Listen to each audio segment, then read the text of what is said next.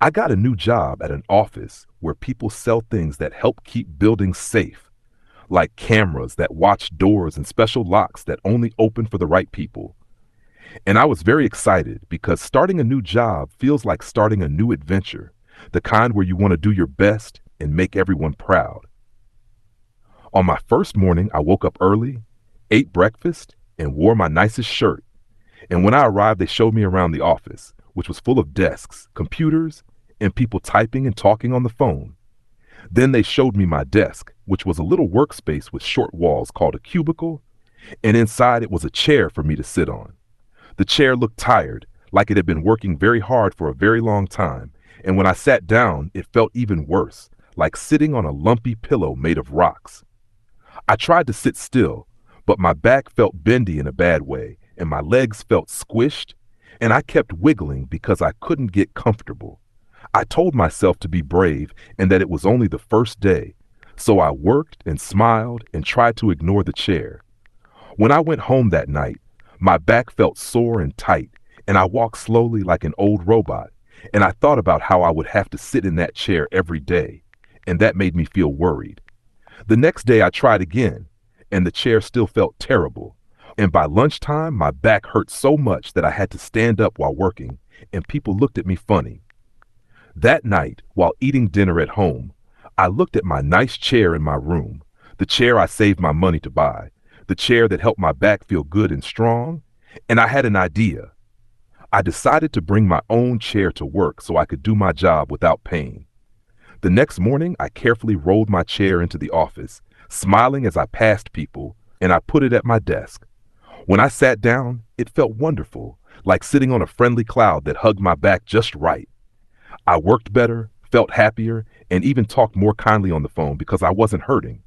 I thought everything was solved. But the next morning, when I came back to work, my chair was gone. I stopped and blinked, thinking maybe I was in the wrong place. But no, it was my desk and my computer and my papers, but my chair was missing. My heart started to thump, and I walked around the office looking, and then I saw it, my chair, sitting in another cubicle, and another worker was sitting in it like it belonged to him. I walked over and used my calm voice and said, "Hi, that's my chair. I brought it from home. Can I please have it back?"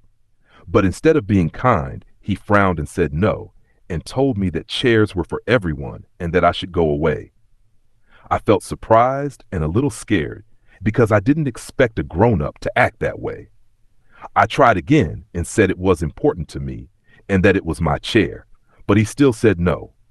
So I went to the boss, who was the person in charge, and I explained everything, how the chair hurt my back, how I brought my own chair from home, and how another worker took it.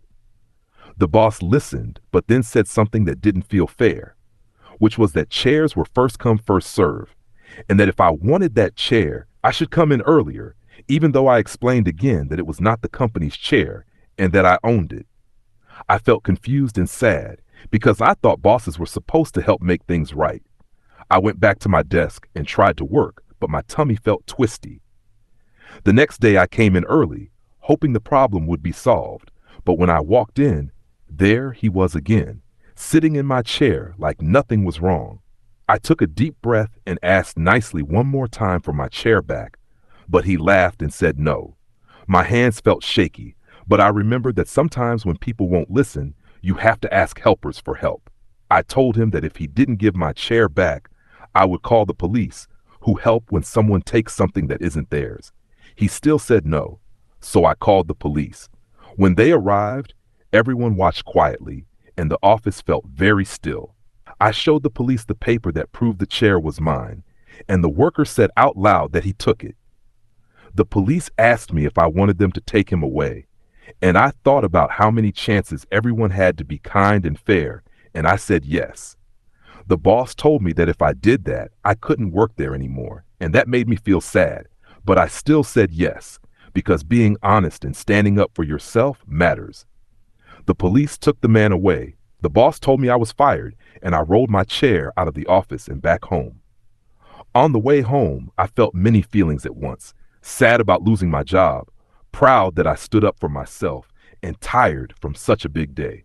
Later, when I sat in my chair at home, I thought about everything that happened, And I realized that the story wasn't really about a chair at all, but about doing the right thing, even when it's hard, and knowing that your things and your feelings matter, and that sometimes being brave means saying no and asking for help, even if other people don't like it.